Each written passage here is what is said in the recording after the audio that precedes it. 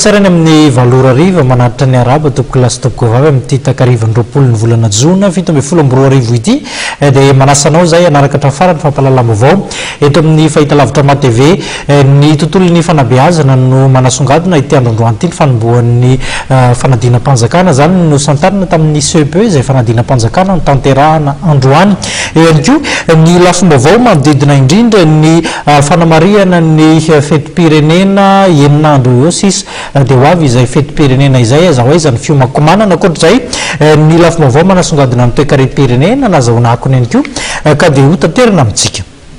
Androany no niatrika ny fanadinam-panjakana voalohany ireo mpiadina miisa hatrany amin'ny 7 sy 500 sy 7 sy 10 manerana ny nosy ny taranja Kajy no nanokafan'izy ireo izany fanadinam-panjakana zany tamin'ny valora maraina raha toka ny taranja jeografy kosa no namarana izany ny hariva teo nizotra araka ny tokony ho izy ny fanadinana manerana ny nosy raha nitetsy amin'ny foibe-panadinana tetsy tamin'ny-barinandrina manokana nosy teny dia nilamina tanteraka izany fanadinana zany na dia somary tarakely aza vao nanomboka ny adina.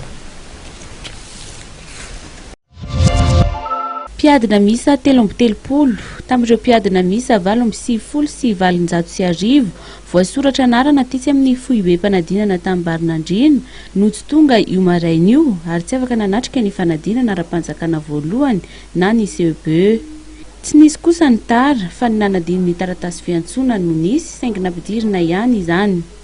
Telo amby telopolo ny tsy tonga tamin'ny tapakandro maraina iny dia ny somary nisy olana kely miadiny convocation adin'ny mpianatra fa afaka niatrika ny fanadinana tsaka sy andavany ireo mpianatra nanadiny ireo miisa 4 izy dia afaka nanomboka raha-potoana niaraka tamin'ny namany izy fa hoarinan'ny fanamarinana rehetrarehetra izay natao.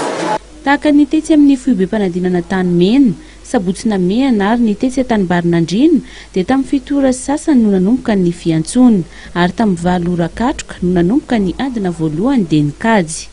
Somary nahitana fahatarana 12 minitra teo eo kosa ny firavana tetsy amin'ny foibe an-tany barinandrina izay nampimenimenina ireo ray aman-dreny izay tonga tsasakadiny mialoha ny lera tokony iravan'ny mpiadina.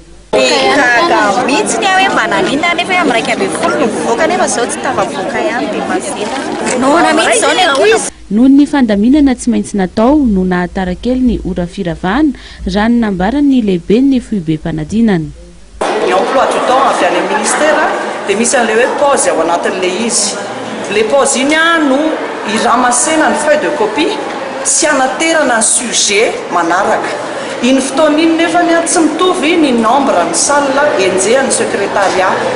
Ny olona anankiray zany miandraikitra salle anankitelo tsy mahazo manomboka mihitsy ny épreuve voalohany faharoa raha tsy voangona ny copie an'ny épreuve voalohany.